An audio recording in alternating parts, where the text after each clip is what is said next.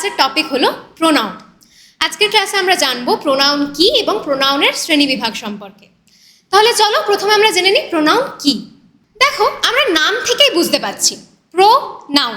Pro কথাটির অর্থই হলো পরিবর্তে, অর্থাৎ নাউনের পরিবর্তে বাক্যে যে শব্দটি বসে তাই হলো প্রোনাউন। দেখো এখানে লেখা রয়েছে a pronoun is a word that replaces a noun in a sentence. আমরা ওই যে বারবার একটি নাউনকে রিপিট করছি একটা সেন্টেন্সে বা প্যারাগ্রাফে, সেই নাউনটিকে যাতে আমাদেরকে বারবার রিপিট না করতে হয় তাই আমরা প্রোনাউন ইউজ করি। তাহলে চলো এরপর আমরা কিছুগুলি এক্সাম্পল দেখে নিই। যেমন এখানে প্রথম এক্সাম্পল কি আছে, রাম গেভ স্নেহা আ বুক। এখানে দেখো রামের পরিবর্তে আমরা বসাতে পারি হি, আর স্নেহার পরিবর্তে আমরা বসাতে পারি হার।